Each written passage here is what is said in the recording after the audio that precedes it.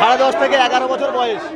এই বাচ্চাটাকে আমাদের এখানে কিছু আরএসএস দুর্নীতিবাজ মানে কি একদম নৃশংসভাবে এই বাচ্চাটাকে রেপ করে এবং রেপ করে এই বাচ্চাটাকে বস্তার মধ্যে দিয়ে জলে ডুবিয়ে রাখে।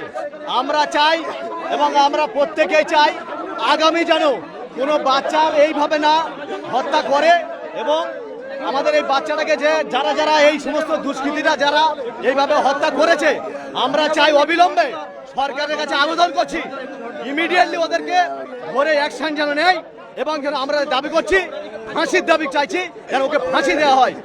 আর আমাদের এখানে যে ক্যাম্প আছে এই ক্যাম্পে পুলিশ ওদেরকে অ্যারেস্ট করেছিল, দুজনকে ধরেছিল, শান্তনু এবং আরেকজনকে ধরেছিল, যার নাম জানি না। আর ও বিজেপির নেতা বলে এই সমস্ত কুকীর্তি কাজটা করতে পেরেছে।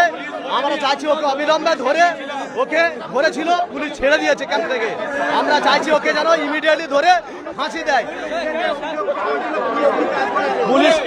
পুলিশকে আর যে সমস্ত পুলিশ এই সমস্ত কাজ করেছে আমরা চাই ওনাকে সাসপেন্ড করে দেয়। এই ছালদার